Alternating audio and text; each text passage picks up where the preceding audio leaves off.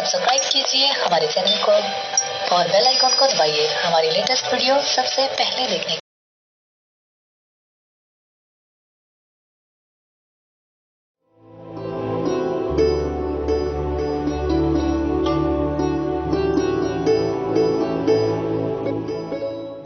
नमस्कार मित्रों, बाइसेक में आप सौનું हार्दिक स्वागत है।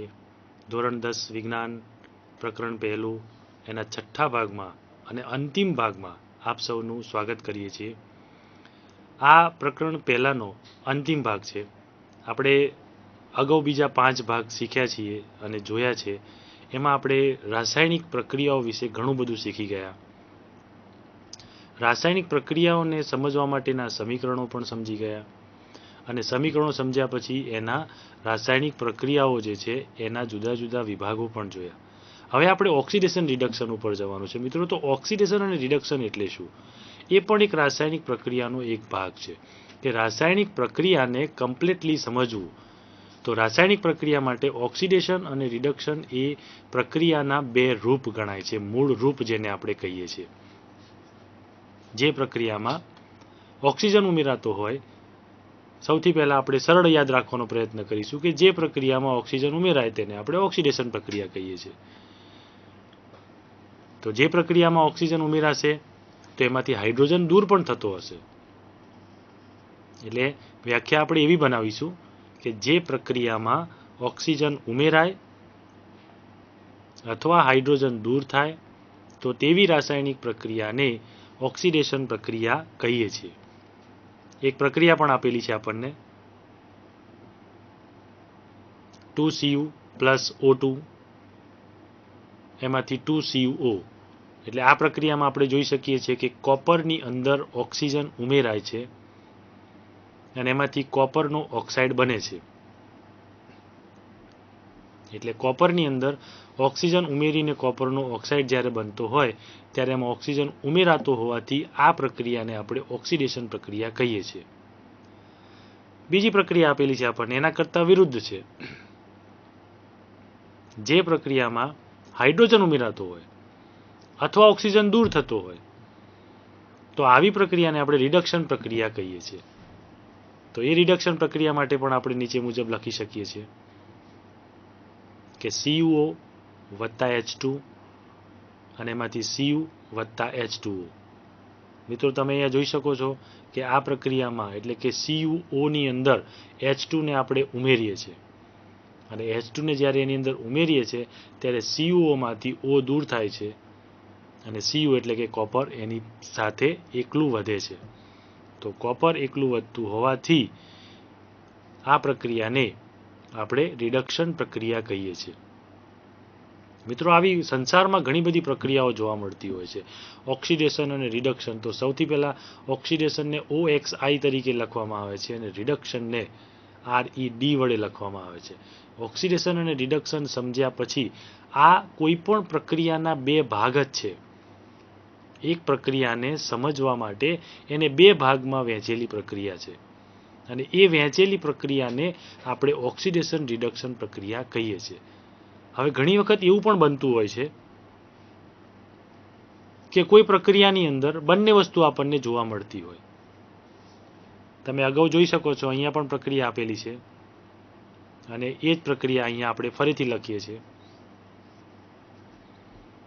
તો કોઈ એવી પ્રક્રિયા હોય કે જેની અંદર ઓક્સિડેશન પણ થતું હોય અને રિડક્શન પણ થતું હોય તો ઓક્સિડેશન અને રિડક્શનની આવી પ્રક્રિયાઓને આપણે રેડોક્સ પ્રક્રિયાઓ કહીએ છીએ।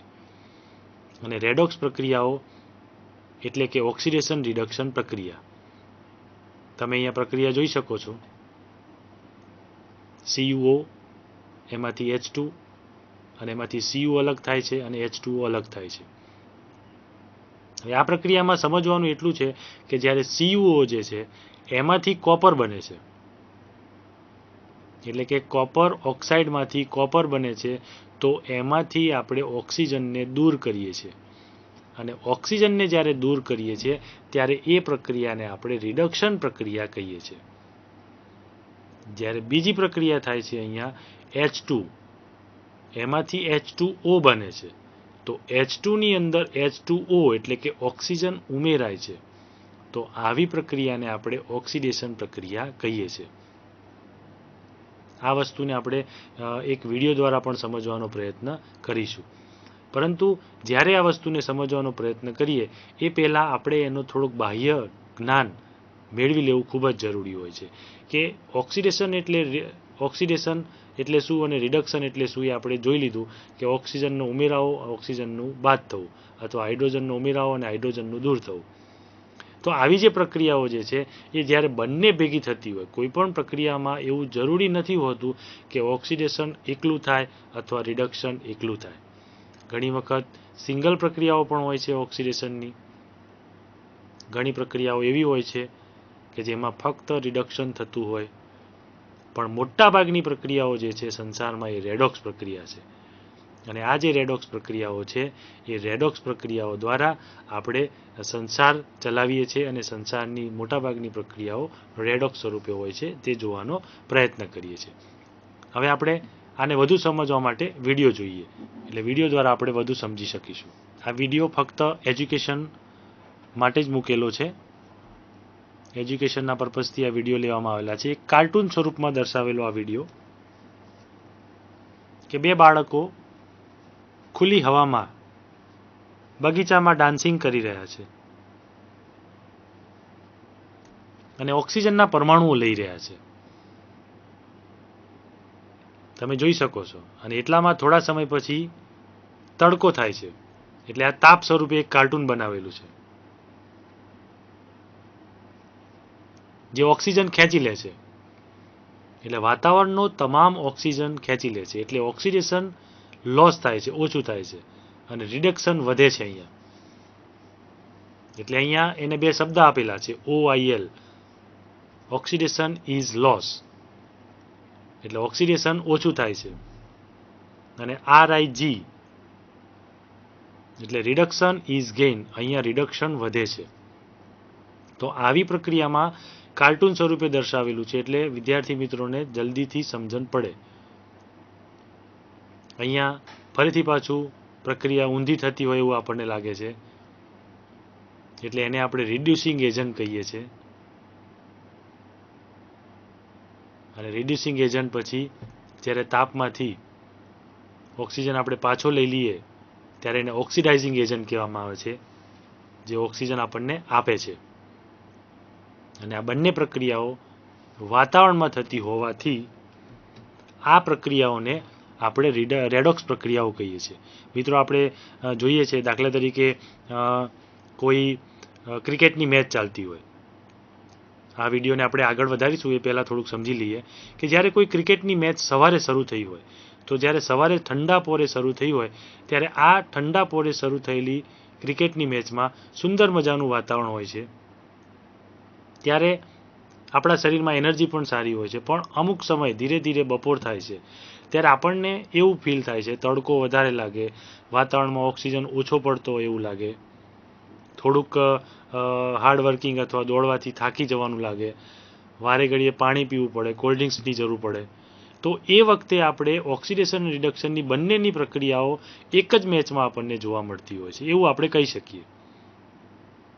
એટલે આપણે એવું દર્શાવી શકીએ કે ભાઈ આ મેચમાં આપણે ઓક્સિડેશન રિડક્શન પ્રક્રિયાઓ કરીએ છીએ. કે શરૂઆતમાં એ પ્રક્રિયાઓ જે છે એમાં ઓક્સિજન આપણને આરામથી મળતો હતો, એટલે ઓક્સિડેશન પ્રક્રિયા થતી હતી.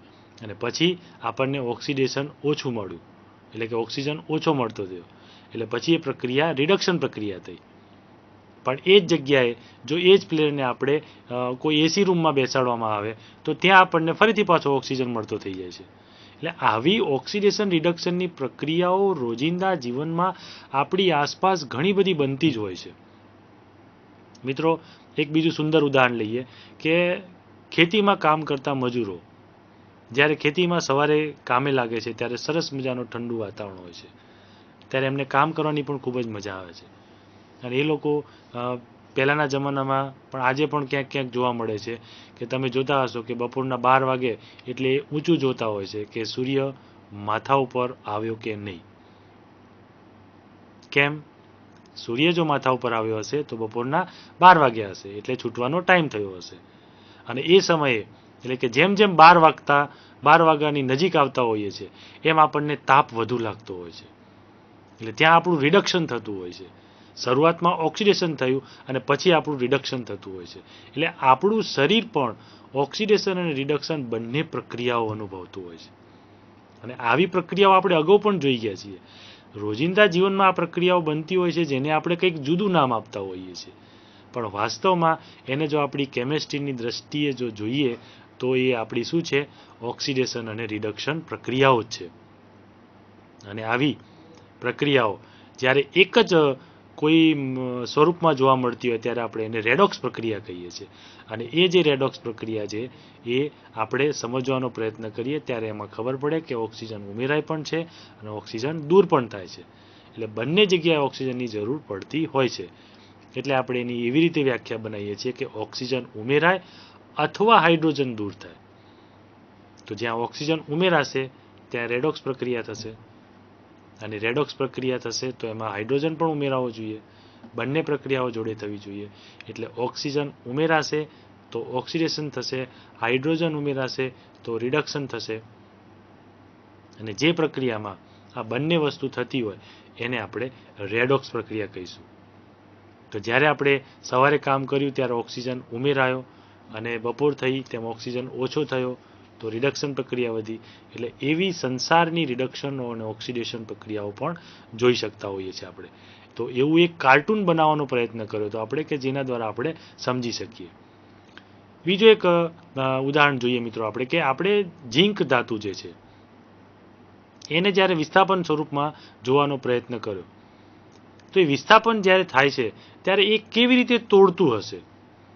પ્રશ્ન એ થાય છે કે વિસ્થાપન પ્રક્રિયાઓમાં એક ધાતુ બીજી ધાતુને કેવી રીતે તોડે છે?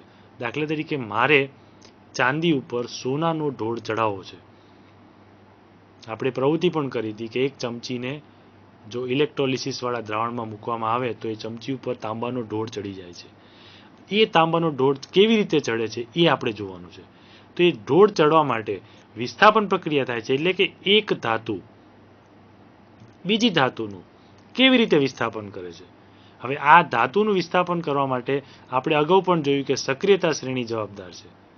તો આપણે ફક્ત એક જ વસ્તુ ધ્યાનમાં રાખવાની છે કે જે ધાતુ સક્રિય વધુ હશે એ જ વિસ્થાપન કરી શકશે. તો આપણે એના માટે એક નાનકડો એવો વિડીયો જોઈશું કે એ વિડીયો આપણે આગળ જોવાનો પ્રયત્ન કરીએ. અહીંયા આપણે આ વિડીયોને આગળ જવાનો પ્રયત્ન કરીએ છીએ. અહીંયા બે ઉદાહરણ આપેલા છે, એર અને ઝીંકનું. ઝીંકનું ઉદાહરણ છે, આપણે કાર્ટૂન દ્વારા એને જોવાનો પ્રયત્ન કરીએ છીએ. હાય, આઈ એમ ઝીંક. હવે આ ઝીંક જે છે એ કોપર સલ્ફેટના દ્રાવણમાં કૂદકો મારે છે. બહુ સુંદર વિડીયો છે, જોવાની મજા આવે બાળકોને એવો છે. ઝીંક કોપર સલ્ફેટના દ્રાવણમાં એટલે કે એક સ્વિમિંગ પુલમાં પડે છે અને શું થાય છે ત્યાં જઈને જોવે છે કે કોપર અને સલ્ફેટ એ બંને એકબીજાની સાથે જોડાયેલા છે અને એ તોડવાનો પ્રયત્ન કરે છે. તો શું એનાથી તૂટી જશે? ડિસ્પ્લેસ કરવાનો પ્રયત્ન કરશે. પ્રયત્ન કરશે તો કદાચ તૂટી પણ જશે. એટલે CuSO4 એ પ્રયત્ન ચાલુ કર્યો અને આ પ્રયત્ન આપણી કેમેસ્ટ્રીની ભાષામાં ઇલેક્ટ્રોન દ્વારા કરવો પડે છે. ઇલેક્ટ્રોનનો મારો ચલાવશે અને ઇલેક્ટ્રોનનો મારો ચલાવવાથી CuSO4 માંથી Cu અલગ થઈ જાય છે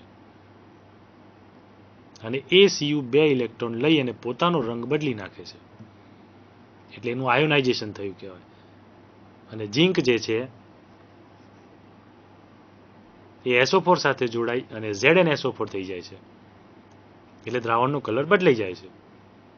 એટલે તમે કેમિકલ ઇક્વેશન જોઈ શકો છો કે Zn બે ઇલેક્ટ્રોન એમાંથી લોસ થયા. એ બે ઇલેક્ટ્રોન કોણે લીધા? Zn+2 થયું. CuSO4 પાસે જશે,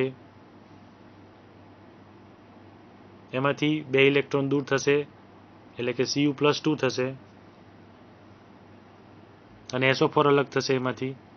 આ ઝીંક દ્વારા આના બે ભાગ થયા એવું આપણે જોઈ શકીએ છીએ. હવે એની પ્રક્રિયા એટલે કે ઓક્સિડાઇઝિંગ એજન્ટ તરીકે કામ કરે છે અને ઝીંક છે રિડક્શન એજન્ટ છે. એમાંથી આપણને આવી કંઈક પ્રક્રિયા મળશે Zn+2 અને Cu. તો Cu+2 હતું એ Cu થઈ ગયું, એટલે કે ઝીંકે 2 ઇલેક્ટ્રોન Cu ને આપ્યા, એટલે ઝીંકમાંથી Znમાંથી ZnSO પર બનવી એ ઓક્સિડેશન થયું કહેવાય. તો બીજી પ્રક્રિયા રિડક્શનની પ્રક્રિયા હશે. તો મિત્રો, આવા જે વિડીયો છે એ વિડીયો દ્વારા આપણે વધુ સમજ મેળવી શકતા હોઈએ છીએ, અને આવી વધુ સમજ જ્યારે આપણે મેળવતા હોઈએ ત્યારે આપણું જ્ઞાન જે છે એ ઉત્તરોત્તર વધતું હોય છે. અને જ્યારે કોઈ વિડીયોને આપણે કાર્ટૂન સ્વરૂપમાં જોવાનો પ્રયત્ન કરીએ ત્યારે એમાં થોડીક મજા પણ આવતી હોય છે, અને એવું કહેવાય છે કે આ દ્રશ્ય શ્રાવ્ય જે છે એ જલ્દી આપણને યાદ રહે છે. જ્યારે કોઈ પણ પિક્ચર જોઈને આપણે આવ્યા હોય તો પિક્ચરના સીન આપણને જલ્દી યાદ રહેતા હોય છે. એવી રીતે મિત્રો, આપણે આગળની સ્લાઇડ જોવાનો પ્રયત્ન કરીશું કે આગળની સ્લાઇડ મુજબ આપણે શું કરવા માંગીએ છીએ. રેડોક્સ પ્રક્રિયા એટલેથી આપણે આગળ વધીશું. કેટલાક બીજા ઉદાહરણો છે આપણી પાસે, અન્ય ઉદાહરણો કે રેડોક્સ પ્રક્રિયા એક જ નથી હોતી. આવા ઘણા બધા ઉદાહરણો આપણી પાસે છે. અહીંયા એક પ્રક્રિયા છે ZnO+C, એમાંથી Zn+CO બને છે. એટલે કે ઝીંક જે છે એ ઝીંક ઓક્સાઇડમાંથી ઓક્સિજન કાર્બનને આપી દે છે. તો તમે જોઈ શકો છો કે ઝીંક ઓક્સાઇડમાંથી જ્યારે ઝીંક બનશે એટલે કે ઓક્સિજન છૂટો પડશે, જતો રહેશે, તો એને આપણે રિડક્શન પ્રક્રિયા કહીશું. જ્યારે કાર્બને ઓક્સિજન મેળવ્યો છે અહીંયા, એટલે કે C માંથી CO બને છે, એટલે કે કાર્બન ઓક્સિજનને મેળવે છે, અને કાર્બન જ્યારે ઓક્સિજનને મેળવે છે ત્યારે CO એટલે કે કાર્બન મોનોક્સાઇડ બને છે, અને આ પ્રક્રિયાને આપણે ઓક્સિડેશન પ્રક્રિયા કહીએ છીએ. નીચે આપણી પાસે બીજી એક પ્રક્રિયા છે MnO2+4HCl, એમાંથી MnCl2 બને છે અને 2H2O+Cl2 અલગ પડે છે. તો આવડી લાંબી પ્રક્રિયાઓ જ્યારે આપણે જોતા હોઈશું ત્યારે રેડોક્સ પ્રક્રિયાઓ જ હશે, આપણે એવું માની શકીએ છીએ. તમે અહીંયા જોઈ શકો છો કે સૌથી પહેલા MnO2 છે, તો MnO2માં O2 જે છે એ દૂર થાય છે, અને એ દૂર થવાની જે પ્રક્રિયા છે એમાંથી આપણને MnO2માંથી O2 દૂર થઈને MnCl2 બને છે. આ MnCl2 બનતો હોવાથી, એટલે કે એમાંથી ઓક્સિજન દૂર થતો હોવાથી આ પ્રક્રિયાને આપણે રિડક્શન પ્રક્રિયા કહીએ છીએ. બીજી પ્રક્રિયા છે આપણી પાસે HCl. HCl માંથી આપણે જોઈ શકીએ છીએ કે અહીંયા H2O બને છે અને Cl2 છૂટો પડે છે. તો મિત્રો, અહીંયા એક પ્રશ્ન એ થશે કે HCl માંથી H2O બન્યું, તો HCl માં ઓક્સિજન ઉમેરાયો એટલે એ પ્રક્રિયાને આપણે ઓક્સિડેશન પ્રક્રિયા કહીએ છીએ. તો અહીંયા એક પ્રશ્ન એ ઉદ્ભવશે કે Cl2 નું શું કરીશું હવે? તો મિત્રો, એ Cl2 ગેસ સ્વરૂપે હવામાં ઉડી જાય છે, એટલે એનો મતલબ એમ થાય કે આ પ્રક્રિયામાં જેટલા સંયોજનોની આપણે જરૂર હતી એ બધા સંયોજનો આપણે લઈ લીધા, પણ આપણે Cl2 ની જરૂર નથી. એ આપણી બાય પેદાશ છે, એટલે કે આડ પેદાશ કહી શકીએ છીએ. વધારાનો Cl2 આપણને એમાંથી મળે છે. આવા ઘણા બધા ઉદાહરણો છે આપણી પાસે, અને આવા ઉદાહરણો આપણે જોઈ શકતા હોઈએ છીએ, અને આ જોયા પછી પણ આપણે કેટલાય બીજા ઉદાહરણો બહારથી પણ લાવી શકતા હોઈએ છીએ. એક વસ્તુ બીજી સમજવા જેવી છે કે કાર્બન મોનોક્સાઇડ વિશે આપણે થોડીક ચર્ચા કરીશું કે કાર્બન મોનોક્સાઇડ એટલે શું અને એ ક્યાંથી મળે છે. મિત્રો, જ્યારે આપણે સમીકરણ લખતા હોઈએ છીએ ત્યારે એમાં કેટલાય સમીકરણોમાં કેટલાય સંયોજનો અને કેટલાય કાર્બનિક સ્વરૂપો પણ એવા આવતા હોય છે જેને ઓળખવા ખૂબ જરૂરી છે.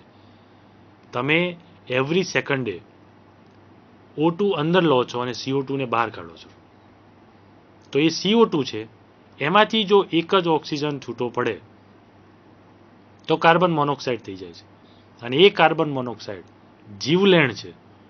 તો મિત્રો, હવે તમે કલ્પના કરી શકો છો કે કાર્બન મોનોક્સાઇડમાંથી ક્યારેય ઓક્સિજન દૂર થાય નહીં, અને ન થાય એમાં આપણી ભલાઈ છે. પણ આવું કેમ બને છે ને ક્યાં બને છે, ક્યાં જોવા મળે છે? ઘણા બધા પ્રશ્નો થાય. તો મિત્રો, ઘણી વખત તમે જોયું હશે કે વાહનોના જે ધુમાડા હોય છે એ ધુમાડા આપણને ગુંગળાવતા હોય છે, ગુંગળામણ થતી હોય છે આપણને. તો એ ગુંગળામણની અંદર CO કાર્બન મોનોક્સાઇડ જેવા ગેસ રહેલા હોય છે. અને એથી વધારે જો આપણે કહીએ તો જે જગ્યાએ કંપનીઓમાં કોલસાની ફેક્ટરી હોય છે અથવા કોલસાનું ઉત્પાદન થતું હોય અથવા કોલસા વાપરતા હોય કોઈ ભઠ્ઠીઓમાં, તો એ કોલસામાંથી કાર્બન મોનોક્સાઇડ ત્યાં વપરાતો હોય છે અથવા એમાંથી જળવાયુ જેવા ગેસનું ઉત્પાદન કરવા માટે એની જરૂર પડતી હોય છે. H2 + CO કરીએ તો એને જળવાયુ કહેવાય છે. પાણીની વરાળ એના ઉપરથી CO ગેસને પસાર કરીએ તો એ જળવાયુ બને છે. તો એ જળવાયુ જે બને છે એની અંદર કોલસા કરતાં વધુ શક્તિ રહેલી હોય છે. અને આ જે વધુ શક્તિ છે એ શક્તિનો આપણે યુટિલાઇઝ કરીએ છીએ કોઈ ટેમ્પરેચર લાવવા માટે. તો આવા કાર્બન મોનોક્સાઇડ જેવા તત્વોને પણ આપણે ઓળખવા રહ્યા. પછી ઘણીવાર એવા પ્રશ્નો થાય કે Cl2 ગેસ આપણને ક્યાં જોવા મળે, MnO2 આપણને ક્યાં જોવા મળે, મેંગનીઝ ડાયોક્સાઇડ, મેંગનીઝ ક્લોરાઇડ, આ બધા કેમિકલ્સ છે અને દરેક કેમિકલની કંઈકની કંઈક જરૂરિયાત ઊભી થતી હોય છે.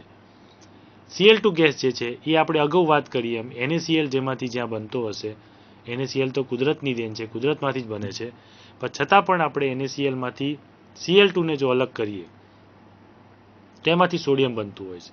અને આ સોડિયમ મોટી લેબોરેટરી એટલે કે કોલેજની અથવા 12મા ધોરણની લેબોરેટરીમાં આપણને જોવા મળતો હોય છે. એ સોડિયમને કેરોસીનમાં રાખવામાં આવે છે, એ એની પ્રકૃતિ એવી છે. તો આ વસ્તુ પણ આપણી ધ્યાનમાં હોવું જોઈએ કે આપણે પેપર ઉપર NaCl લખીએ છીએ તો એ NaClની પ્રકૃતિ કેવી છે. થોડુંક આપણે જાણતા હોય તો ક્યારેક આપણને પ્રયોગશાળામાં મળી જાય તો આપણે એને ઓળખી શકીએ કે ભાઈ આ એ જ હશે, અને એની સ્મેલ ઉપરથી અથવા એની વાસ ઉપરથી આપણે એને ઓળખી શકીએ છીએ.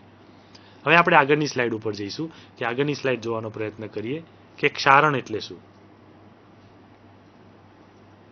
ક્ષારણ એટલે શું? ક્ષારણ એ એક પ્રકારની રાસાયણિક પ્રક્રિયા છે અને રાસાયણિક પ્રક્રિયા ઉપરથી આપણે એવું કહી શકીએ કે શું ક્ષારણ લોખંડમાં જ જોવા મળે છે? લોખંડનો જ ચરકાટ દૂર કરી શકે છે? ના, એવું નથી હોતું. પણ લોખંડમાં ક્ષારણ વધુ પડતું જોવા મળે છે અને એ આપણે આપણી આસપાસ પણ જોઈ શકતા હોઈએ છીએ. એટલા માટે આપણે એવું કહીએ છીએ કે ક્ષારણ જે છે એ લોખંડમાં જ જોવા મળે છે, એવી આપણા મનમાં એક ગ્રંથિ હોય છે. અહીંયા આપણે એને સમજવાનો વધુ પ્રયત્ન કરીશું. લોખંડની નવી વસ્તુ ચળકાટવાળી હોય છે, પણ કેટલાક સમય બાદ એની ઉપર કથ્થાઈ રંગનું આવરણ જામી જાય છે. તો ધાતુઓની આવી ઝાંખી પડવાની પદ્ધતિ જે છે એને આપણે ક્ષારણ કહીએ છીએ. એટલે કે લોખંડનું કટાવું, સાદી ભાષામાં લોખંડનું કટાવું એટલે આપણે એને ક્ષારણ કહીએ છીએ. તાંબા ઉપર લીલા રંગનો કાટ લાગે છે, એ પણ એક પ્રકારનું ક્ષારણ છે. ચાંદીનો રંગ ઝાંખો પડી જાય છે, એ પણ આપણે જોઈએ છીએ. મિત્રો, જ્યારે કોઈ હાર્ડવેરવાળાની દુકાને જઈએ અથવા કોઈ લોખંડ અથવા સિમેન્ટ વેચવાવાળાની દુકાને, તો એની દુકાનની બહાર લોખંડના સળિયા પડ્યા હોય છે અને એ સળિયા જ્યારે નવા કંપનીમાંથી આવે છે ત્યારે ખૂબ જ ચરકાટ મારતા હોય છે. અને સળિયા પણ હવે તો રેડોક્સાઇડ લગાડેલું હોય છે. એ રેડોક્સાઇડ લગાડેલું હોય છે એટલે એના માટે એના ઉપર ક્ષારણ થતું નથી. પણ છતાં પણ અમુક લાંબો સમય થાય એટલે એની ઉપર ક્ષારણ થાય છે અને એનું જે આવરણ છે એ કથ્થાઈ રંગનો આપણને જોવા મળે છે. અને એ કથ્થાઈ રંગ શું બતાવે છે? ક્ષારણ બતાવે છે. તો મિત્રો, લોખંડ ઉપર જ ક્ષારણ થાય છે એવું નથી. આપણા ઘરમાં તાંબાના વાસણો પણ હોય છે અને તાંબાનો લોટો અથવા તાંબાની થાળી આપણે જ્યારે બજારમાંથી લાવીએ છીએ ત્યારે ખૂબ જ ચરકાટ મારતી હોય છે, એકદમ સુંદર લાગતી હોય છે. અને એ સુંદર લાગતી વસ્તુ આપણે ઘરમાં લાવીએ ત્યારે અમુક સમય પછી એના ઉપર લીલા રંગનો કાટ જામી જાય છે, એકદમ આછો લીલો. એટલે કે આપણે એવું કહી શકીએ કે એનો જે રંગ જે છે એ એકદમ ઝાંખો પડી જાય છે. એવું ચાંદીમાં પણ કંઈક બને છે. ચાંદીના જ્યારે ઘરેણા તમે નવા લાવો છો ત્યારે નવા ઘરેણા હોય, કોઈ પણ વીંટી હોય કે છરા હોય કે કોઈ પણ હાથમાં પહેરવાની વસ્તુ હોય કે ચાંદીનો સેટ હોય, તો એ વસ્તુ ખૂબ જ ચકચકિત હોય છે, ખૂબ જ એની અંદર તેજ હોય છે. અને અમુક સમય થાય એટલે ચાંદીનો રંગ ઝાંખો પડી જાય છે. તો એમાં પણ આપણે એવું કહી શકીએ કે એના ઉપર ક્ષારણ થયેલું હોય છે. તો મિત્રો આ સિવાય બીજી કેટલીક વસ્તુઓ આપણે સમજવાનો પ્રયત્ન કરીએ કે ચાંદી સિવાય બીજે ક્યાંય પણ શું ક્ષારણ થઈ શકતું હશે? હા મિત્રો, તમે એલ્યુમિનિયમમાં પણ જોઈ શકો છો. તમે વાસણવાળાની દુકાને જઈ અને એલ્યુમિનિયમની કોઈ પણ વસ્તુ લેજો. એલ્યુમિનિયમની આપણે ડોલ લેવાનો પ્રયત્ન કરીએ તો એલ્યુમિનિયમની જ્યારે ડોલ આપણે વાસણવાળા ત્યાંથી ખરીદશું તો એ ડોલ એટલી બધી જગારા મારતી હશે. તમે આ પ્રયોગ કરી શકો છો જાતે વાસણવાળાને ત્યાં જઈને કે એ ડોલ એટલી બધી ચકચકિત હશે, એટલી બધી જગારા મારતી હશે કે તમે થોડી વાર માટે ભૂલી જશો કે આ એલ્યુમિનિયમ છે. તમને સ્ટીલ જ લાગશે. આટલું બધું તેજ એલ્યુમિનિયમમાં હોય છે અને આટલું બધું સુંદર એલ્યુમિનિયમ હોય છે, પણ છતાં પણ આપણે એ વસ્તુને જ્યારે ઘરે લાવીશું ત્યારે એનું જે સુંદરતા છે, એની જે તેજ છે, ધીરે ધીરે ઝાંખું પડશે. અને ઝાંખું પડશે એટલે એવું કહી શકીએ કે એલ્યુમિનિયમને પણ કાટ લાગે છે, ચાંદીને પણ કાટ લાગે છે, દરેક વસ્તુને કાટ લાગે છે, લોખંડને પણ કાટ લાગે છે, તાંબાને પણ કાટ લાગે છે, પરંતુ દરેકનો કાટ જે છે એ જુદા જુદા કલરનો હોય છે. જેમ કે તાંબા ઉપર લીલા રંગનો કાટ લાગે છે. તો હવે એ કાટ ન લાગે એના માટે શું કરવું જોઈએ આપણે? કે તાંબાનો લોટો આપણા ઘરમાં હોય ને એને કાટ દૂર કરવો હોય તો આપણે શું કરી શકીએ છીએ? એ પણ મિત્રો આપણે જાણીએ છીએ કે તાંબાના વાસણને ખાટી વસ્તુથી, છાશથી અથવા લીંબુથી અથવા કોઈ પણ ખાટા પદાર્થથી એને તમે ઘસી શકો છો તો જ એનો ક્ષાર દૂર થાય છે અને ફરી પાછું એ મૂળ અવસ્થામાં આવી શકે છે. આ જ વસ્તુ ઘરેણામાં પણ થાય છે, ચાંદીમાં પણ થાય છે, સોનામાં પણ થાય છે. સોનું જલ્દી ઝાંખું પડતું નથી હોતું, પણ એમાં પણ થોડોક ચમક તો ઝાંખી પડતી જ હોય છે. એટલે સોનું અને ચાંદી જે છે એ થોડા ઓછા ઝાંખા પડે છે, કારણ કે એ બહુ મોંઘી ધાતુઓ છે. પ્લેટિનમ પણ એની ગણતરીમાં આવે છે એટલા માટે. પણ કોપરની અંદર તો જલ્દી આપણને આવું જોવા મળે છે કે તાંબાનો લોટો ઘરમાં લાયો હોય તો 1-2 દિવસમાં એની તુરંત જ ચમક ઝાંખી પડી જાય છે.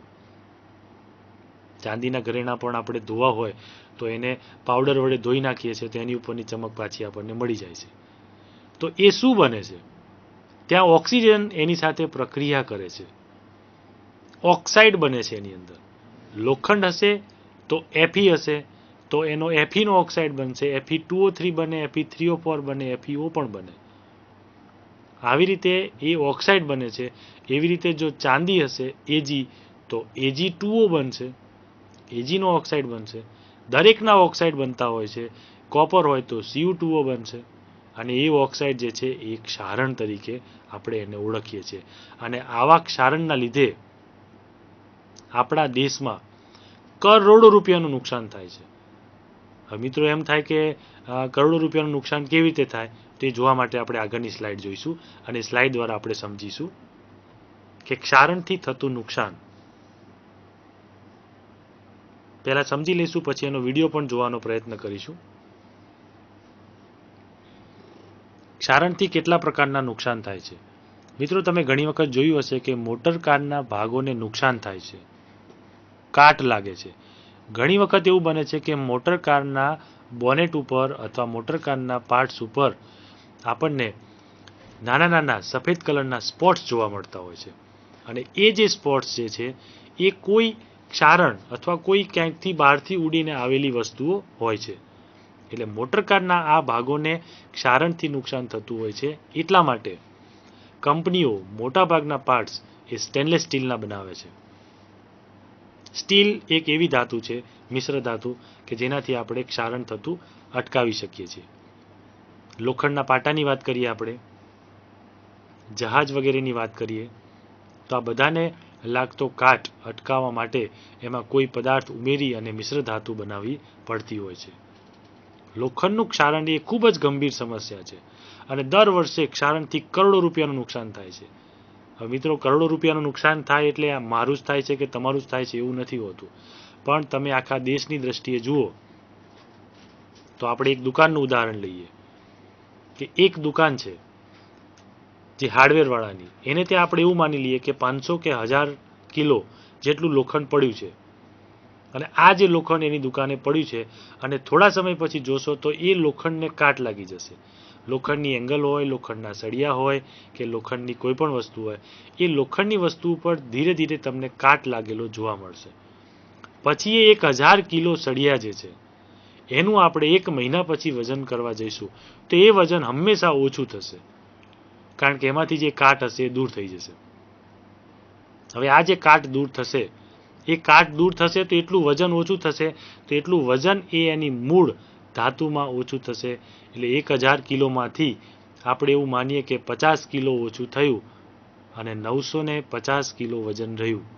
તો જે 50 કિલો વજન ઓછું થયું એના તમે રૂપિયા ગણો તો એક હાર્ડવેરની દુકાને 50 કિલો પ્રમાણેનું જે નુકસાન થાય એટલા રૂપિયા પ્રમાણે જો તમે આખા દેશની તમામ હાર્ડવેરની દુકાનો ગણશો તો એ નુકસાન આપણું કરોડોમાં જશે. હવે આવી રીતે આ કરોડોનું નુકસાન આપણે રોકવું હોય તો શું કરી શકીએ? અને એના માટે તમે લોખંડના સળિયાની જે એડ આવે છે, એડવર્ટાઇઝની અંદર તમે જોઈ શકો છો કે સળિયા જે છે એની ઉપર રેડોક્સનું આવરણ લગાડેલું હોય છે અને એ રેડોક્સ સાઇડ ઉપર એટલે કે એવો પેઇન્ટ કરેલો હોય છે કે જેથી ક્ષારણ લાગતું નથી હોતું. હવે આ ક્ષારણને જોવા માટે આપણે એક વિડીયો જોવાનો પ્રયત્ન કરીશું, એટલે આ વસ્તુ આપણે વધારે સમજી શકીશું. આ વિડીયો ફક્ત એજ્યુકેશન પર્પઝથી જ લેવામાં આવેલા છે. એજ્યુકેશનનો મર્મ વધુ સારી રીતે સમજાવી શકવા માટે આવા વિડીયો આપણે ઉપયોગ કરીએ છીએ. કોઈ પણ ધાતુ ને શું કાટ લાગી શકે છે? કોરોઝન એટલે કાટ, એમાંથી એનું ક્ષારણ થઈ શકે છે. તે સમજવા માટેના કેટલીક પ્રવૃત્તિઓ આપણે જોઈશું. એક્સપેરિમેન્ટલ 4 કસનળી છે આપણી પાસે, દરેકમાં એક એક ખીલી મૂકીએ છીએ આપણે. એકમાં પાણી ભરેલું છે, એકમાં પાણી વત્તા NaCl મીઠું, મીઠાનું દ્રાવણ છે, આપણે હલાઈને મીઠાનું દ્રાવણ બનાવીએ છીએ. ત્રીજી કસનળી છે આપણે, એમાં H2O ગરમ કરેલું પાણી છે અને એમાં ઓઇલ નાખીએ છીએ આપણે. એટલે ઉપરથી ઓઇલનું આવરણ થઈ જશે, કારણ કે ઓઇલ આપણે જાણીએ છીએ એ મુજબ ઉપર હોય છે. ચોથી કસનળીમાં આપણે CaCl2 નાખીએ છીએ, કેલ્શિયમ ક્લોરાઇડ. હવે આપણે આનું અવલોકન કરીશું કે આપણને આમાંથી શું જોવા મળે છે. પહેલી કસનળીમાં, બીજી કસનળીમાં અને ત્રીજી કસનળીમાં મોઇશ્ચર દરેકમાં જોવા મળે છે આપણને. ચોથી કસનળીમાં પણ આપણને કંઈક જોવા મળે છે. હવે આપણે અહીંયા અનુમાન એ કરવાનું છે કે આમાંથી 4માંથી કાટ શેમાં લાગશે અને શેમાં નહીં લાગે. તો પહેલી 2 વસ્તુ જે છે એમાં કાટ લાગશે, કારણ કે એમાં પાણી અને NaCl છે. મીઠાને પણ કાટ લાગે છે મિત્રો. જ્યારે નીચેની 2 જે છે એમાં કાટ લાગતો નથી. હવે આપણે એવું કેમ નક્કી કરી શકીએ છીએ? તો એ એના ઇલેક્ટ્રોનને આધારે આપણે નક્કી કરી શકીએ છીએ. ઓઇલ જે છે એ ઓઇલ એક એવું આવરણ બનાવે છે જે ઓક્સિડેશન રિએક્શન પ્રક્રિયા તમે જુઓ તો તમને પ્રક્રિયા દ્વારા સમજાવી શકાય છે. Fe વત્તા 3O2 XH2O 2Fe3O Fe2O3 hydrated ion oxidation પ્રક્રિયા છે. રસ્ટિંગ, અને રસ્ટિંગને સમજવા માટે આપણે આવા ઉદાહરણો જોતા હોઈએ છીએ. તો સૌથી પહેલું પેઇન્ટિંગ. તમે અહીંયા જોઈ શકો છો મિત્રો કે વાહનોને પેઇન્ટિંગ કરવાથી આપણે રસ્ટ પ્રિવેન્શન કરી શકીએ છીએ, એટલે કે ક્ષારણ રોકી શકીએ છીએ. સાયકલને કલર કરવો પડે, ગાડીને કલર કરેલી ગાડીઓ આપણને બજારમાં મળે છે, એટલે એના ઉપર પેઇન્ટ કરેલો હોય તો બહારથી સીધું મોઇશ્ચરનું આવરણ એના ઉપર લાગતું નથી હોતું. એનાથી આગળ જવાનો પ્રયત્ન કરીએ. બીજો ઉપાય છે આપણી પાસે editing oil and grease. Oil and grease આપણે ક્યાં એડિટ કરીએ છીએ? તો સાયકલની ચેનમાં. સાયકલ હોય, બાઇક હોય કે કોઈ પણ વાહનની ચેનની અંદર આપણે કલર કરી શકતા નથી હોતા. તો જે જગ્યાએ આપણે કલર કરી શકતા નથી એ જગ્યાએ આપણે ઓઇલ અને ગ્રીસનો ઉપયોગ કરવાનો હોય છે. અને આ ઓઇલ અને ગ્રીસનો જ્યાં આપણે ઉપયોગ કરીશું ત્યાં લુબ્રિકેન્ટ તરીકે એ કાટ લાગવા દેશે નહીં. એવું આપણે અગાઉ પણ કસનળીવાળા પ્રયોગમાં જોયું. એના પછીનું આગળનું જોઈએ આપણે. ઓઇલ સિવાય બીજા પણ કેટલાક સાધનો આપણી પાસે હોય છે. ગેલ્વેનાઇઝિંગનું છે એક પ્રક્રિયા, કે ગેલ્વેનાઇઝિંગમાં આપણે શું કરીએ છીએ. અહીંયા આપણે હમણાં EMF શ્રેણીની વાત કરી હતી, એટલે કે રિએક્ટિવિટીની વાત કરીએ છીએ. તો અહીંયા રિએક્ટિવિટીનો એક ચાર્ટ આપેલો છે આપણને, રસ્ટ પ્રિવેન્શનનો. એ ચાર્ટ તમે જોઈ શકો છો કે magnesium, aluminium, zinc, iron, tin, lead અને કોપર. આમાં કોપર સૌથી છેલ્લે છે મિત્રો, અને એટલા માટે જ આપણે દરેક પ્રક્રિયાઓમાં કોપરનું વિસ્થાપન કર્યું, કારણ કે કોપરનું વિસ્થાપન દરેક ધાતુ કરી શકે છે. એ સૌથી ઓછી સક્રિય ધાતુ છે. પણ અહીંયા આપણે આયર્નની વાત કરવા જઈ રહ્યા છીએ. તો જો મારે આયર્નનું એટલે કે લોખંડનું ક્ષારણ અટકાવવું હોય તો લોખંડ ઉપર મારે કઈ ધાતુનું પડ ચડાવવું પડશે? તો લોખંડથી જે વધુ સક્રિય ધાતુ હોય એનું પડ હું ચડાવી શકું છું. એટલે કે ઝિંક, એલ્યુમિનિયમ અથવા મેગ્નેશિયમનું પડ ચડાવી શકાય. એમાંથી ઝિંક જે છે એ આપણને તરત જ અવેલેબલ હોય છે, એટલે આપણે ઝિંકનું પડ ચડાવી શકીએ છીએ એમાંથી. અને ઝિંકનું પડ ચડાવવાની આ પ્રક્રિયા છે એને ગેલ્વેનાઇઝિંગ પ્રક્રિયા કહેવામાં આવે છે. આયરન ઉપર ઝિંકનું પડ ચડાવવું એ પ્રક્રિયાને આપણે ગેલ્વેનાઇઝિંગ પ્રક્રિયા કહીએ છીએ. અને આવી પ્રક્રિયા આપણને ક્યાં જોવા મળે છે? સ્ટીમરોમાં ઓક્સિડાઇઝિંગ એજન્ટ તરીકે Zn+O2. અને આ ગેલ્વેનાઇઝિંગ પ્રક્રિયા જે છે એ પ્રક્રિયા આપણે જોઈ શકીએ છીએ. વહાણોમાં ઝિંકની પ્લેટ લગાવેલી હોય છે, લોખંડ ઉપર ઝિંકનું આવરણ હોય છે, અને ઝિંકના આવરણથી કાટ લાગતો અટકી જાય છે. અને એ કાટ લાગતો અટકવા માટે આપણે આવી પ્રક્રિયાઓ કરી શકતા હોઈએ છીએ. તો મિત્રો, આ જે વસ્તુ છે કે કાટ એટલે કે ક્ષારણ, એ ક્ષારણને સમજવા માટે આપણે એક દરિયાઈ વસ્તુ સુધી વધારે જવું પડતું હોય છે. કારણ કે એક વસ્તુ આપણા મગજમાં હોય છે કે ક્ષારણ જે છે એ ક્યાંથી થતું હોય છે? પાણીથી. હવામાં જે મોઇશ્ચર રહેલા હોય છે એ મોઇશ્ચર દ્વારા જ આપણને આવો કાટ લાગતો હોય છે. એટલે જ તો સળિયા જ્યારે ખુલ્લી હવામાં પડી રહેતા હોય છે, અને ખુલ્લી હવામાં રહેતા સળિયાની અંદર આપણને આવો કાટ જોવા મળતો હોય છે. તો આવો કાટ જ્યારે આપણને ખુલ્લી હવામાં જોવા મળતો હોય અને એ મોઇશ્ચર એ જો સળિયાને નુકસાન કરી શકતું હોય, તો તમે વિચાર કરો મિત્રો કે એક સ્ટીમર જે 24 કલાક પાણીમાં રહેતી હોય છે, તો એને કેટલું નુકસાન, એને કેટલું મોઇશ્ચર થતું હશે. તો મિત્રો, આવી રીતે આવી ગેલ્વેનાઇઝિંગ જેવી પદ્ધતિઓ દ્વારા આપણે લોખંડ ઉપર ઝિંકનું પડ ચડાવીએ છીએ, અને લોખંડ ઉપર ઝિંકનું પડ ચડાવવાથી ગેલ્વેનાઇઝ થઈ જાય છે, અને આવું GI કહેવામાં આવે છે, અને ગેલ્વેનાઇઝ્ડ આયર્ન. અને એ આયર્નનો આપણે ઉપયોગ કરીએ છીએ. અને એ આયર્નનો ઉપયોગ જ્યારે સ્ટીમરમાં કરવામાં આવે છે ત્યારે સ્ટીમરને કાટ લાગતો નથી, અને એ કાટની સામે એને રક્ષણ મળે છે, અને લાંબો સમય સુધી એ ટકી શકે છે. મિત્રો, અમુક લાંબા સમય પછી કાટ તો ફરીથી એને લાગવાનો જ હોય છે. તો આવી કેટલીય પ્રવૃત્તિઓ આપણે આપણી આસપાસ જોઈ શકતા હોઈએ છીએ. હવે થોડીક સ્લાઇડની વાત કરીએ આપણે, વધુ આગળ જઈએ સ્લાઇડમાં, કે ક્ષારણથી થતા નુકસાનની અંદર મોટર કાર લોખંડ દર વર્ષે ક્ષારણથી મોટું નુકસાન પણ થતું હોય છે. પણ એમાં લોખંડના પાટા, એમાં આપણે શું કરી શકીએ?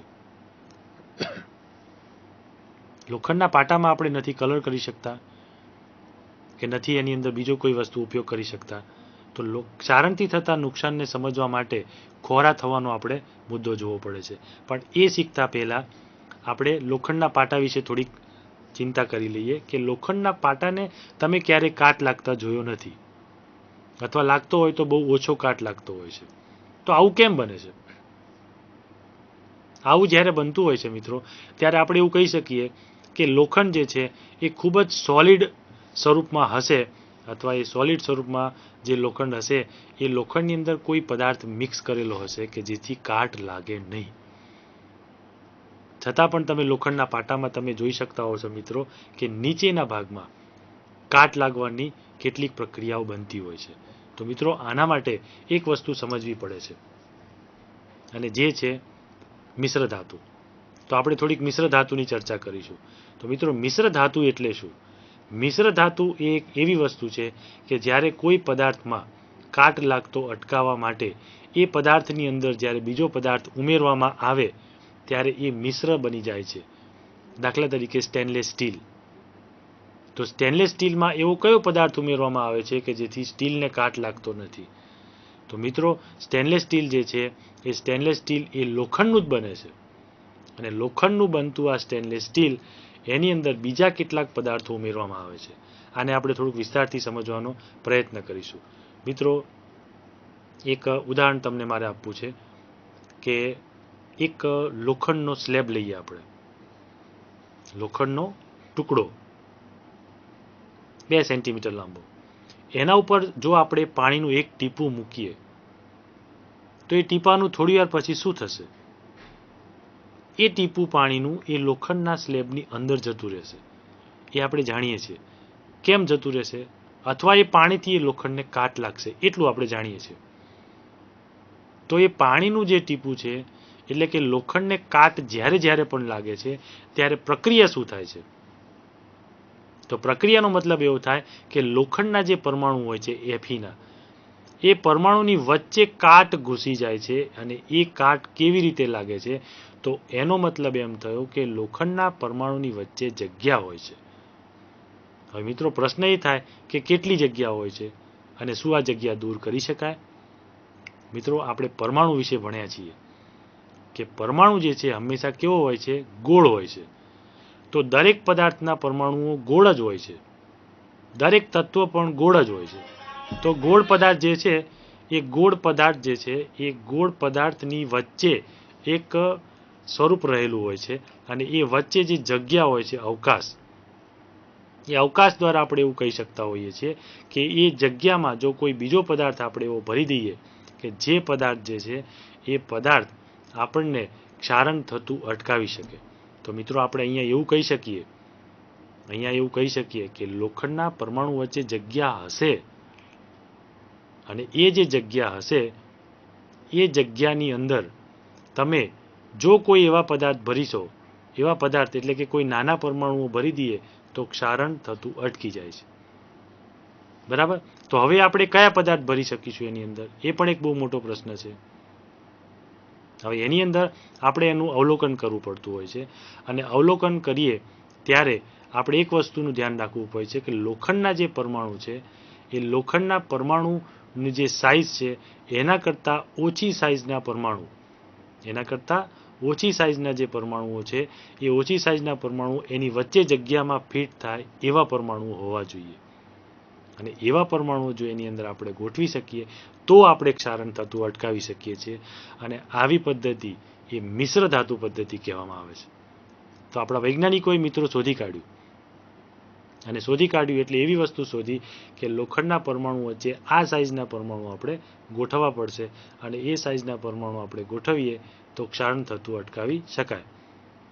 તો એ પણ શોધી કાઢ્યું કે કઈ સાઇઝનો પરમાણુ લોખંડની વચ્ચે ગોઠવાઈ શકે. અને એ છે નિકલ અને ક્રોમિયમ. અને આ નિકલ અને ક્રોમિયમ જેવી ધાતુ જે છે એના પરમાણુ ખૂબ જ નાના હોય છે. અને જે લોખંડની અંદર એના પરમાણુની વચ્ચે ગોઠવાઈ જાય છે. તો મિત્રો, આ એવું એક ઉદાહરણ છે કે લોખંડને આપણે ગરમ કરીએ, એની સાથે નિકલ અને ક્રોમિયમને પણ ગરમ કરીએ, અને નિકલ અને ક્રોમિયમને ગરમ કરતા એ બંનેને લોખંડની અંદર મિક્સ કરવાનો પ્રયત્ન કરીએ તો લોખંડના પરમાણુની વચ્ચે જ્યાં જ્યાં જગ્યા હશે ત્યાં કોપર અથવા ક્રોમિયમ અથવા નિકલ જેવા પરમાણુ એની વચ્ચે ગોઠવાઈ જશે. અને આ જે પરમાણુ એની વચ્ચે ગોઠવાઈ જાય છે અને એમાંથી સ્ટેનલેસ સ્ટીલની રચના થાય છે. પણ એમાં બીજું એક તત્વ મુખ્ય ભાગ ભજવે છે અને જે છે કાર્બન. આ કાર્બનના પ્રમાણ ઉપરથી તમે ક્ષારણ કેટલું થશે એ પણ નક્કી કરી શકો છો. કારણ કે મિત્રો, તમે એ પણ જોયું હશે કે ઘણી વખત કોઈ સ્ટીલની વસ્તુ હોય એને પણ કાટ લાગી જાય છે. તમારા ઘરમાં ઘણા વાસણ એવા હશે મિત્રો, તમે જોયા હશે કે જે વાસણ, દાખલા તરીકે કોઈ સ્ટીલનો ડબ્બો હોય અથવા સ્ટીલની થાળી હોય તો એ તિરાડ પડી જતી હોય છે અથવા ફાટી જતા હોય છે. તો આવું કેમ બને છે? તો મિત્રો, આવું બનવા પાછળ એટલે એમાં કોઈ ક્ષારણ થયું નથી, પણ છતાં આવું બને છે. તો એવું બનવા પાછળનું કારણ આપણો કાર્બન છે કે કાર્બનના પ્રમાણને લીધે ક્ષારણ કેટલું થાય એ અટકાવી પણ શકાય છે અને ક્ષારનું પ્રમાણ પણ જાણી શકાય છે. તો જો આપણે કાર્બનનું પ્રમાણ ઓછું નાખ્યું હોય તો એ ડબ્બો એટલે કે બજારમાં સસ્તો મળતો હોય છે અને એ જલ્દી તૂટી જાય છે. અને મિત્રો એટલા માટે જ બજારમાં જ્યારે સ્ટીલની દુકાને જઈએ, સ્ટીલની કોઈ પણ વસ્તુ, ત્યારે સ્ટીલની દુકાન લેવા માટે જઈએ આપણે, તો આપણે એક જ વસ્તુ ધ્યાનમાં રાખવી પડતી હોય છે કે એક થાળી આપણે જો બજારમાં લેવા જઈએ તો એ થાળી આપણને 150 રૂપિયામાં પણ મળતી હોય છે અને 50 રૂપિયામાં પણ મળતી હોય છે. તો મિત્રો આ વસ્તુ શું બતાવે છે? એમાં એવી કઈ મિશ્ર ધાતુ ઉમેરેલી હોય છે કે એનો ભાવ વધી જાય છે. તો મિત્રો એની અંદર નિકલ, ક્રોમિયમ જેવી મોંઘી ધાતુઓ ઉમેરવામાં આવે છે, કાર્બન જેવી મોંઘી ધાતુ એમાં ઉમેરવામાં આવે છે અને આવી બધી ધાતુઓ જ્યારે એમાં ઉમેરીએ ત્યારે એ મિશ્ર ધાતુ બને છે. અને આવી મિશ્ર ધાતુને ઇંગ્લિશમાં આપણે એલોય કહીએ છીએ. તો મિત્રો આ એલોય જે છે એ સ્ટેનલેસ સ્ટીલમાં જ બને છે એવું નથી હોતું. એવી બીજી પણ ઘણી બધી ધાતુઓ હોય છે કે જે મિશ્ર ધાતુ તરીકે ડ્યુરાલિયમ જેવી છે, પછી આપણી પાસે કોપર અને ઝીંક પણ મિક્સ કરવામાં આવે છે, એલ્યુમિનિયમ પણ મિશ્ર ધાતુ તરીકે વપરાય છે. આવી બધી વસ્તુઓ બનતી હોય છે અને એમાંથી એક મિશ્ર ધાતુનું આપણે સુંદર ઉદાહરણ લઈએ કે જ્યાં ક્ષારણ બિલકુલ થતું નથી. દાખલા તરીકે કોમ્પ્યુટરના પાર્ટ્સ. મિત્રો તમે જાણી શકો છો કે કોમ્પ્યુટર દિવસે દિવસે નાનું થતું જાય છે. લેપટોપમાંથી આપણે પામ ટોપ સુધી પહોંચી ગયા છીએ. તો એના નાના નાના પાર્ટ જે હોય છે એનું ક્યારેય તમે મધરબોર્ડ ખોલીને જોજો. મધરબોર્ડની અંદર તમને નાના નાના કેટલાય પ્રકારના સોલ્ડરિંગ દેખાશે. તો પહેલો પ્રશ્ન એ થશે કે આ સોલ્ડરિંગ કઈ ધાતુના છે? શું એ લોખંડના છે? જો લોખંડના હોય તો એને કાટ લાગશે. શું એ સ્ટીલના છે? તો સ્ટીલના હોય તો જો નબળી સ્ટીલ હશે તો એને પણ થોડો કાટ લાગી જશે. ત્યારે મિત્રો એ પ્રશ્ન થશે કે આ જે બધી મિશ્ર ધાતુઓ જે છે એ મિશ્ર ધાતુઓ દ્વારા આવા સોલ્ડરિંગ કરાયેલા છે. મિશ્ર ધાતુ આપણી પાસે ઘણા પ્રકારની હોય છે, બ્રોન્ઝ છે, ડ્યુરાલિયમ છે. તો આવી મિશ્ર ધાતુઓનો ઉપયોગ દ્વારા આપણે આવું કંઈક કરી શકીએ છીએ અને આવા પાર્ટ જે છે એ બનાવી શકીએ છીએ. અને એને કદીએ કાટ લાગતો નથી હોતો અને કાટથી આપણે રક્ષણ મેળવી શકીએ છીએ. એટલે કે ક્ષારણથી થતું બહુ મોટું નુકસાન જો કોઈ અટકાવ્યું હોય તો એ કોણ છે? મિશ્ર ધાતુ છે. અને મિશ્ર ધાતુને આપણે સમજવી જ પડશે. લેડ અને ટીન ભેગું કરી શકાય છે, ગમે તે બે પદાર્થો ભેગા કરી શકાય છે. ફક્ત એટલું જ ધ્યાન રાખવું પડે છે કે કોઈ પણ પદાર્થના પરમાણુ એની વચ્ચે કેટલી જગ્યા છે એ ધ્યાનમાં રાખીને વૈજ્ઞાનિકો મિશ્ર ધાતુ બનાવતા હોય છે અને આપણી આસપાસ આવી ઘણી બધી મિશ્ર ધાતુઓ છે. તો મિત્રો આપણે હવે એક છેલ્લી સ્લાઇડ ઉપર જઈશું કે આપણી પાસે એક છેલ્લી સ્લાઇડ છે ખોરાપણું, ખોરા થવું. ખોરા થવું એટલે શું મિત્રો? ચરબીનું ઓક્સિડેશન થવાથી ખોરાકનું ખોરા થવું એવી ઘટનાઓ બનતી હોય છે. ખોરા થવાનો મતલબ એવો થાય છે મિત્રો કે એની વાસ અને એનો સ્વાદ બંને બદલાઈ જાય છે. ચરબીયુક્ત ખોરાક હોય એની અંદર ઓક્સિજનનો પ્રતિકાર કરીએ તો એને એન્ટીઓક્સિડન્ટ કહેવામાં આવે. એન્ટીઓક્સિડન્ટ ઉમેરવામાં આવતા હોય છે એની અંદર. એક ઉદાહરણ જોઈએ આપણે. અહીંયા ઉદાહરણ આપેલું છે ચિપ્સનું ઓક્સિડેશન થતું અટકાવવા માટે બેગમાં નાઇટ્રોજન જેવા નિષ્ક્રિય વાયુ ભરવામાં આવે છે. તો મિત્રો આપણું જે છે આ સેશન એની આ છેલ્લી સ્લાઇડ છે અને છેલ્લી સ્લાઇડ મુજબ એક બે ઉદાહરણો જોઈ અને આપણે આ સેશન પૂરું કરવાના છીએ. તો ખોરા થવું માટે આપણે બીજું એક ઉદાહરણ જોઈએ કે બજારમાં જે નમકીન્સ મળતા હોય છે એ નમકીન્સ જે છે એની અંદર એ નમકીન ઘણા સમય પહેલાં બનાવેલા હોય છે છતાં પણ એ નમકીન બગડી જતા નથી, કારણ કે એની અંદર નાઇટ્રોજન જેવા ગેસ ભરવામાં આવે છે અને આ ગેસ ભરવાથી એ પદાર્થને આપણે લાંબા સમય સુધી સાચવી રાખીએ છીએ અને સાચવી રાખી શકીએ છીએ. બીજું એક ઉદાહરણ જોઈએ મિત્રો કે આપણા ઘરમાં એક રોટલી હોય અને એ રોટલીને જો આપણે મૂકી રાખીએ અને 2 દિવસ પછી એ રોટલીને આપણે ખાવાનો પ્રયત્ન કરીએ અથવા કોઈ બ્રેડનો ટુકડો હોય એને ખાવાનો પ્રયત્ન કરીએ તો એની અંદર કંઈક જુદો ટેસ્ટ આવે છે, એટલે કે એ રોટલી ખારી થઈ જાય છે. તો ખારી થઈ જાય ને આપણે ખોરાપણું કહીએ છીએ. તો આ ખોરાપણાનો સ્વાદ કેવી રીતે આવ્યો? શું એની અંદર ક્ષારણ થયું, એની અંદર કોઈ રેડોક્સ પ્રક્રિયા થઈ કે એની અંદર કોઈ વિસ્થાપન પ્રક્રિયા થઈ? તો મિત્રો આ વસ્તુઓ આપણે શોધવાની છે અને આ તમામ વસ્તુઓને આપણે રાસાયણિક પ્રક્રિયાઓમાં સ્થાન આપ્યું છે. એટલા માટે છેલ્લો ટોપિક આપણો ખોરાપણાનો ટોપિક છે. તો મિત્રો અહીંયા આપણે એવું પણ કહી શકતા હોઈએ છીએ કે ઘરમાં રાંધેલો ખોરાક અમુક સમયે બગડી જાય છે. કેમ બગડી જાય છે? એનો સ્વાદ બદલાઈ જાય છે. અને જો આ સ્વાદ ન બદલવો હોય તો એને આપણે ફ્રીજમાં રાખવું પડતું હોય છે. દૂધમાંથી દહીં બની જાય છે જો બહાર હોય તો, અને જો એ દહીં ન બનાવવું હોય તો એ દૂધને આપણે ફ્રીજમાં રાખવું પડતું હોય છે. તો મિત્રો આપણા રોજિંદા જીવનમાં આવી ઘણી બધી રાસાયણિક પ્રક્રિયાઓ બનતી હોય છે, એટલે જ આવા ટોપિકનું સ્થાન અહીંયા આપણે લઈએ છીએ. તો મિત્રો તમને ગમ્યું હશે એવી હું આશા રાખું, અને આજનું પ્રકરણ આપણે અહીંયા પૂરું કહેલું જાહેર કરીએ છીએ. અહીંયા આજનો આપણો એપિસોડ પણ પૂરો કહેલો જાહેર કરીએ છીએ. આભાર.